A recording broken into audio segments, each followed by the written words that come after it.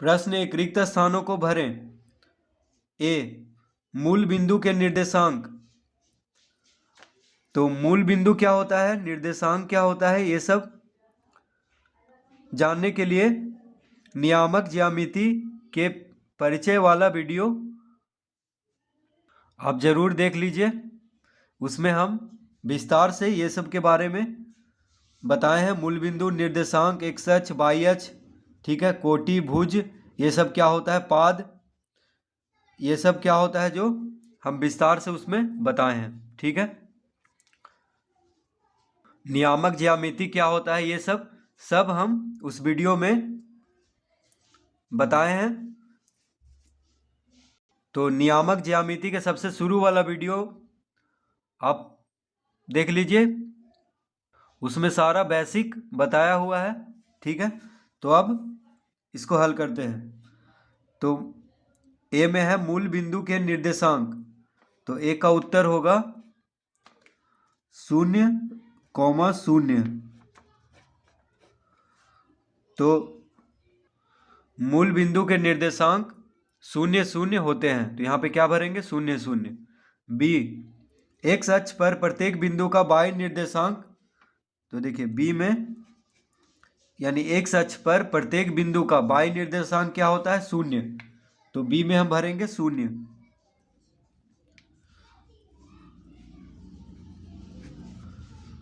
B में क्या भरेंगे, 0। सी, बाई अक्ष पर प्रत्येक बिंदु का एक्स निर्देशांक, तो इसमें भी 0 भरेंगे, यानी बाई अक्ष पर प्रत्येक बिंदु का एक्स निर्देशांक क्या होता है, 0, और एक्स अक्ष पर प्रत्येक बिंदु का वाई निर्देशांक भी 0 होता है। ठीक है, तो ये दोनों में 0,0 भरेंगे। अब डी, यदि किसी बिंदु की कोटि 0 हो तो वह बिंदु, अब देखिए डी में क्या भरेंगे, तो यदि किसी बिंदु की कोटि 0 हो तो वह बिंदु एक्स अक्ष, तो यहां पे भरेंगे एक्स अक्ष,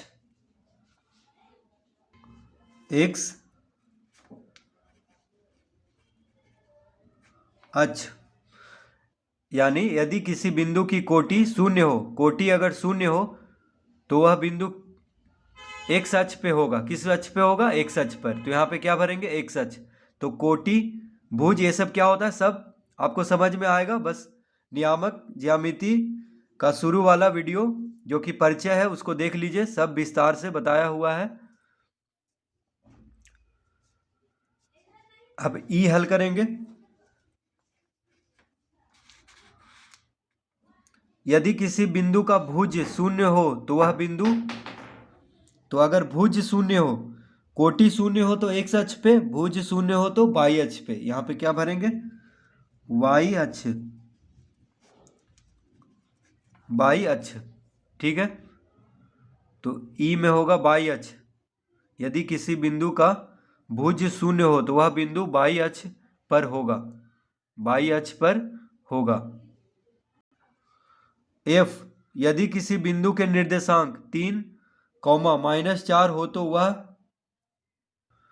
तो यदि किसी बिंदु के निर्देशांक 3, -4 हो तो वह किस पाद में स्थित होगा, तो वह होगा चतुर्थ पाद में। तो एफ में भरेंगे चतुर्थ।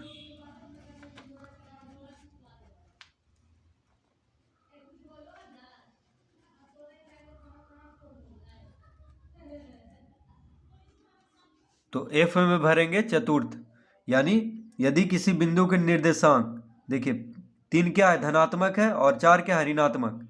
ठीक है, तो धनात्मक 3 और ऋणात्मक 4 है। 3, -4 इसको बोलेंगे निर्देशांक। निर्देशांक 3, -4 हो तो वह किस पाद में स्थित होगा, तो वह चतुर्थ पाद में स्थित होगा। तो चतुर्थ पाद क्या होता है, तृतीय पाद क्या होता है, ये सब जानने के लिए आपको परिचय वाला वीडियो देखना होगा, यानी नियामक ज्यामिति का परिचय का जो वीडियो है सबसे शुरू वाला, उसको आपको देखना जरूरी है, क्योंकि उसमें सब समझ में आ जाएगा। ठीक है, पूरा नियामक ज्यामिति का जो परिचय है उसमें हम विस्तार से बताए हैं।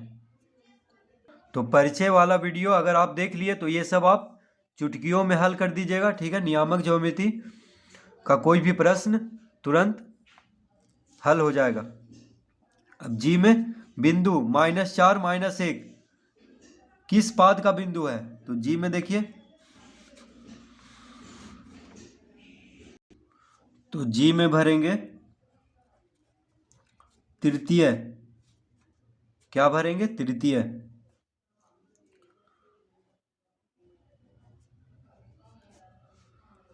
तो बिंदु -4, -1 तृतीय पाद का बिंदु है। एच बगल के चित्र से पीएल बराबर, तो देखिए ये जो चित्र दिया हुआ है यहां पे, ठीक है, ये जो चित्र दिया हुआ है, तो बगल के चित्र से पीएल बराबर,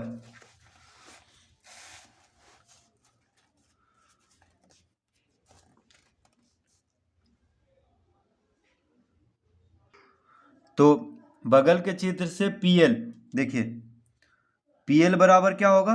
तो पीएल कितना?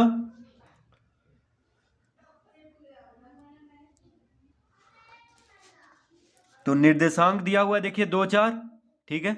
बिंदु P का निर्देशांक 2 4 दिया हुआ है, यानी x अक्ष से 2 दूरी दिया हुआ है और y अक्ष से 4। तो x अक्ष से 2 यानी यहाँ से यहाँ तक की दूरी 2 है, और y अक्ष से यानी y अक्ष से जो है, तो यहाँ पे 2 क्या है? 2 भुज है और 4 क्या है? कोटि। यानी x y इस तरह से लिखते हैं निर्देशांक, तो x वाला 2 है और y कितना है? 4। तो PL बराबर 4 होगा। देखिए 4 दिया हुआ है y अक्ष, यानी x y, निर्देशांक क्या है? 2 4, तो x का 2 यानी भुज यहाँ पे 2 है, कोटि क्या है? 4, ठीक है। तो PL 4 होगा। PL कितना होगा? यहाँ पे देखिए, यहाँ पे 4 आ रहा है क्योंकि 4 y अक्ष वाला है और 2 है x अक्ष वाला, तो PL 4 होगा। और OL कितना होगा? 2 होगा। तो H में भरेंगे, H में क्या भरेंगे? 4, 2 क्रमशः,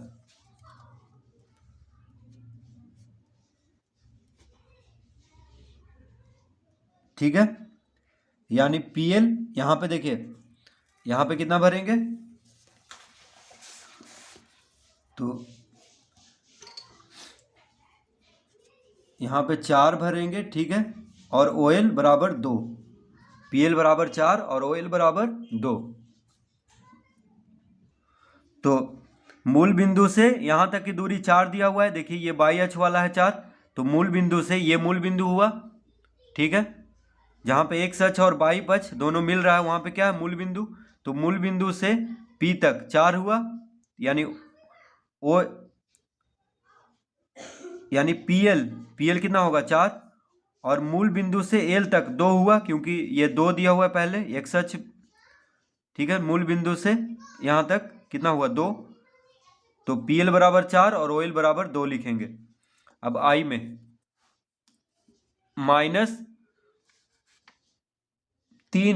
5 किस पाद का बिंदु है? तो देखिए -3, तो पहला ऋणात्मक है यानी x ऋणात्मक, y धनात्मक, यानी भुज ऋणात्मक है और कोटि क्या है?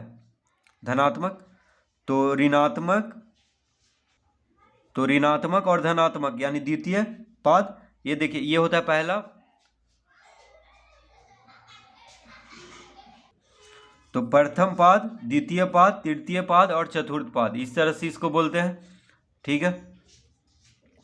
तो -3, 5 ये जो है द्वितीय पाद का बिंदु है। तो I में क्या भरेंगे? I में भरेंगे द्वितीय।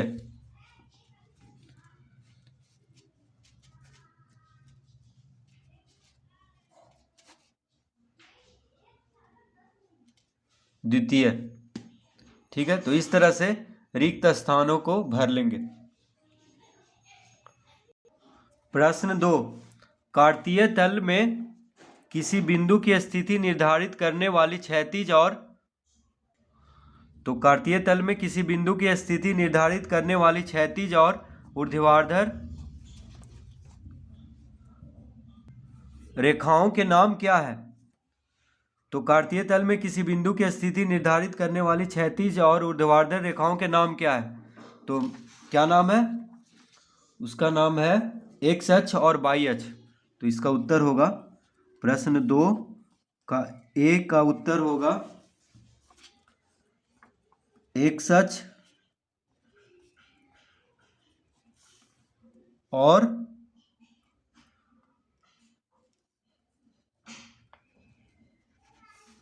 वाई अक्ष। ठीक है, तो किसी बिंदु की स्थिति निर्धारित करने वाली क्षैतिज और ऊर्ध्वाधर रेखाओं के नाम क्या है? एक्स अक्ष और वाई अक्ष। ठीक है, इसका उत्तर होगा एक्स अक्ष और वाई अक्ष। बी, एक्स अक्ष और वाई अक्ष से बने तल के प्रत्येक भाग को क्या कहते हैं? तो एक्स अक्ष और वाई अक्ष से बने तल के प्रत्येक भाग को चतुर्थांश कहते हैं। तो इसको लिख लेंगे यहाँ पे। तो बी में उत्तर होगा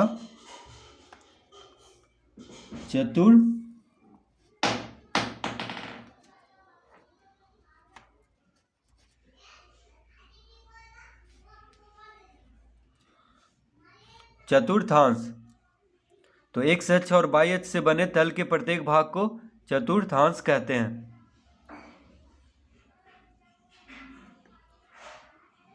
तो परिचय वाला वीडियो जरूर देखिए, नियामक ज्यामिति का परिचय वाला वीडियो जरूर देखिए, क्योंकि उसमें उसको देखने के बाद ये सब चीज़ और ज़्यादा अच्छी तरीके से समझ में आएगा।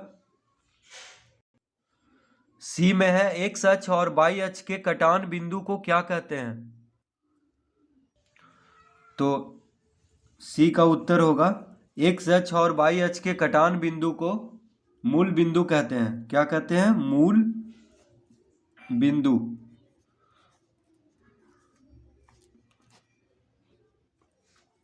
मूल बिंदु।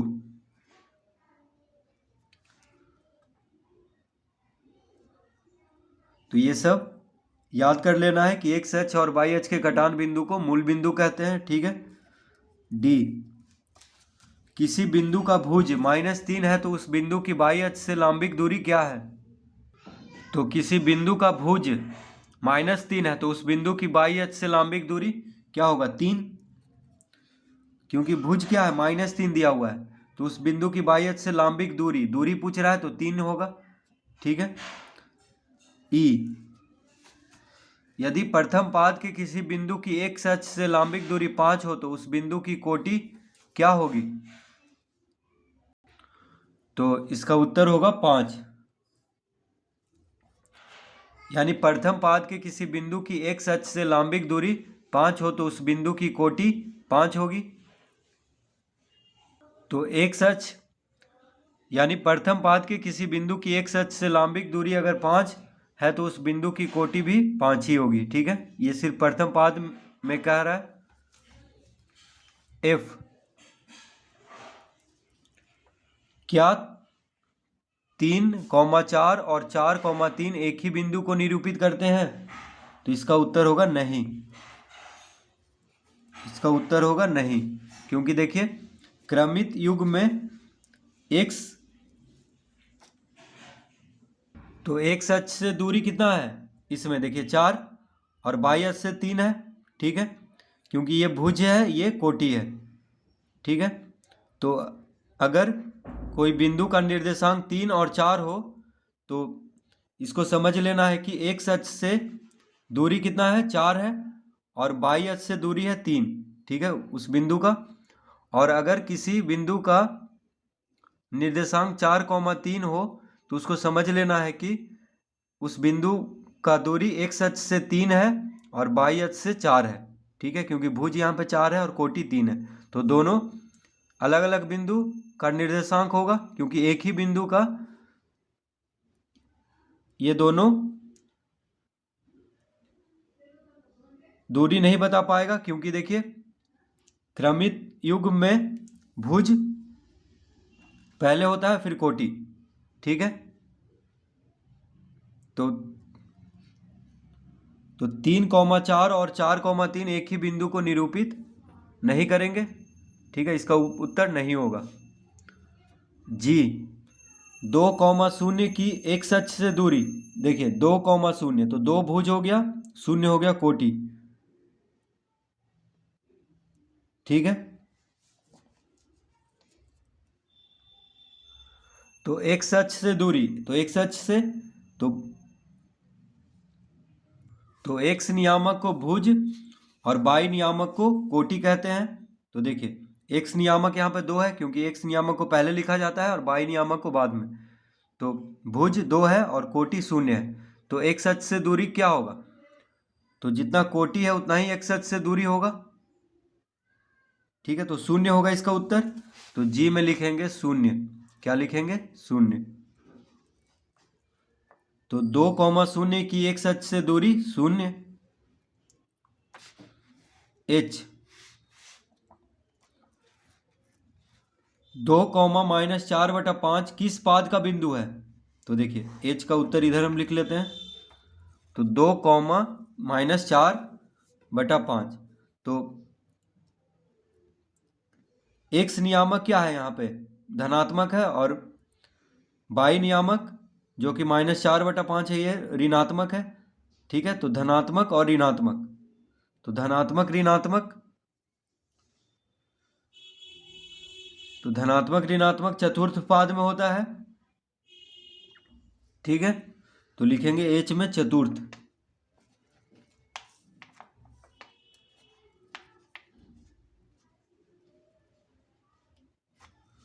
तो 2,-4/5 किस पाद का बिंदु है? तो चतुर्थ पाद का। आई 1,2 किस पाद का बिंदु है? 1,2 किस पाद का बिंदु है? तो दोनों देखिए धनात्मक है, तो दोनों धनात्मक प्रथम पाद में होता है, तो लिखेंगे प्रथम।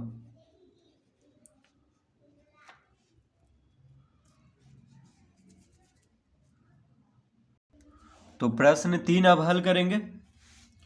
तो उपयुक्त आकृति से निम्नलिखित कथनों को पूरा करें। तो यहाँ पे जो आकृति दिया हुआ है, ठीक है, इस आकृति से ये सब जो कथन दिया हुआ है उसको पूरा करना है। तो पहला है बिंदु ए के भुज और कोटि क्रमशः। तो बिंदु ए, देखिए बिंदु ए यहाँ पे है, तो भुज यानी एक्स नियामक, तो एक्स अक्ष पे होगा। तो एक्स अक्ष पे कितना है? 4 है। देखिए बिंदु ए यहाँ पे है, ठीक है, इसको हम बिंदु ए कहेंगे। तो बिंदु ए का भुज मतलब एक्स नियामक। तो देखिए बिंदु ए जो है एक्स अक्ष के कहाँ पे सामने है? तो 4 पे। देखिए 4 है इसके सामने, तो 4 होगा। भुज, बिंदु ए के भुज और कोटि, तो भुज 4 हो गया क्योंकि एक्स, भुज को एक्स नियामक कहते हैं, यानी एक्स अक्ष पे होगा एक्स नियामक, ठीक है। तो बिंदु ए के भुज हो गया 4, बिंदु ए के भुज हो गया 4, और कोटि देखिए कोटि हो गया वाई नियामक यानी 3 हो गया। देखिए 3 के सामने है, तो बिंदु ए के भुज हो गया 4 और कोटि हो गया 3। तो यहाँ पे लिख देंगे बिंदु ए के भुज 4 और कोटि क्रमशः, तो भुज कितना है? 4 और कोटि 3। इस तरह लिख लेंगे यहाँ पे। ए के निर्देशांक, अब देखिए ए के निर्देशांक क्या होगा? तो जो एक्स नियामक है उसको पहले लिखते हैं, यानी भुज को पहले लिखते हैं, तो 4 और 3, यानी यहाँ पे भी लिख देते हैं। देखिए इसका निर्देशांक हो गया 4,3, क्योंकि भुज को पहले लिखते हैं और कोटि को बाद में, यानी एक्स नियामक को पहले और वाई नियामक को बाद में लिखते हैं। तो इस तरह से क्रमित युग्म में लिखते हैं, ठीक है। तो बिंदु ए के भुज और कोटि क्रमशः 4 और 3 है। ए के निर्देशांक, तो ए के निर्देशांक क्या हो जाएगा? 4,3। तो यहाँ पे 4 भरेंगे, कॉमा यहाँ पे देखिए दिया हुआ है, इसको और थोड़ा बड़ा कर देते हैं, तो 4,3 इसका निर्देशांक हो गया ए का।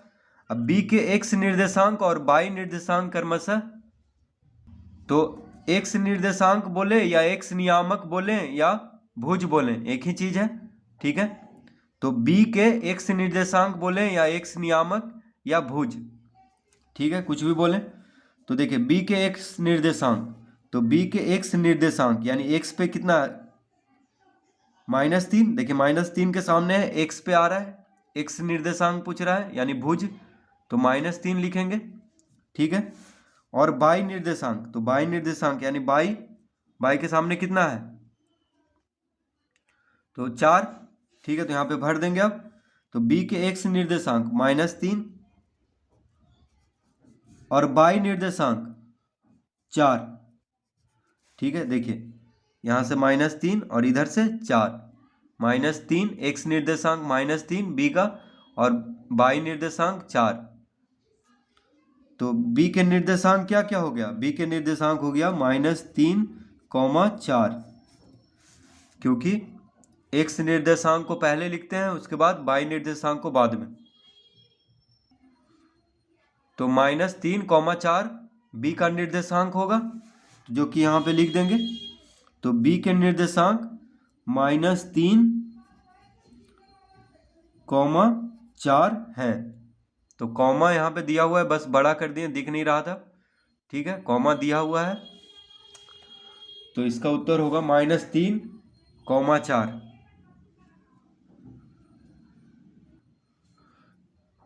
तीन, एस के एक्स निर्देशांक। अब देखिए एस कहाँ पे, एस, तो एक्स, एस के एक्स निर्देशांक, तो एक्स अक्ष पे एस के सामने क्या है, -5, ठीक है। और बाई निर्देशांक हो जाएगा -4। तो लिखेंगे यहाँ पे एस के एक्स निर्देशांक हो गया -5 और -4 हैं। तो एस के एक्स निर्देशांक और बाई निर्देशांक क्रमशः -5 और -4 हैं। अतः एस के निर्देशांक, तो एस के निर्देशांक देखिए, जो एक्स निर्देशांक है उसको पहले लिख देंगे यानी -5, और बाई निर्देशांक यानी -4 है, तो -4, -5, -4 हो जाएगा एस का निर्देशांक। तो यहाँ पे भी लिख देंगे -5, -4। एल के एक्स निर्देशांक, तो एल के एक्स निर्देशांक, तो एल के देखिए एक्स निर्देशांक, तो एक्स अक्ष पे एक्स निर्देशांक होता है, तो 3 हो गया। और बाई निर्देशांक कितना है, -4, तो 3, -4। तो एल का निर्देशांक 3, -4 हो गया।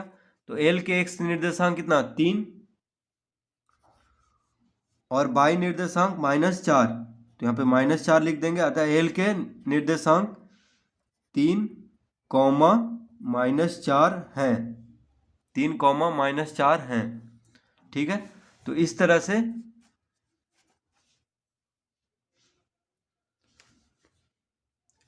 से इसको हल कर लेंगे। देखिए ये हो गया एक्स अक्ष और ये हो गया, ये क्षैतिज रेखा को क्या बोलते हैं, एक्स अक्ष, एक्स अक्ष रेखा को क्षैतिज रेखा बोलते हैं, ठीक है। और ये जो ऊर्ध्वाधर रेखा है इसको बाई अक्ष बोलते हैं, ठीक है। जो कि बाई ओ, बाई डैश से लिखते हैं इसको, और इसको लिखते हैं एक्स ओ एक्स डैश, ठीक है। अब प्रश्न 4 हल कर लेते हैं। तो दी गई आकृति में ए बी सी डी और ई के भुज एवं कोटि लिखें। तो दी गई आकृति में ए बी सी डी और ई के भुज एवं कोटि लिखें। तो अब आप आसानी से इसको लिख लीजिएगा। देखिए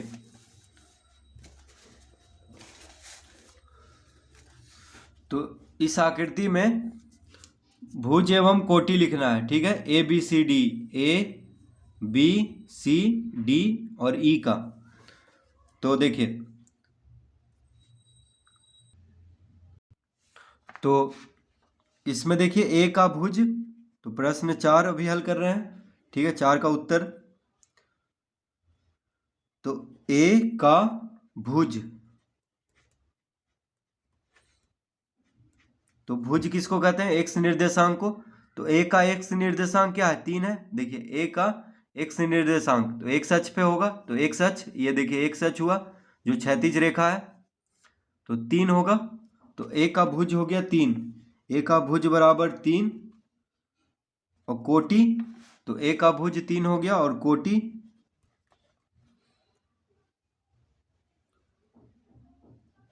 कोटि बराबर,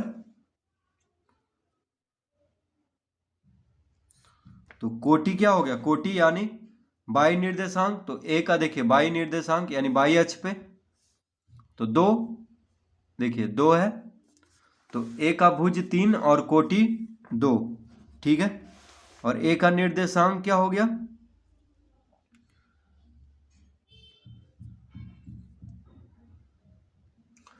तो ए का भुज 3 और कोटि 2, तो भुज और कोटि ही लिखना है बस, ठीक है।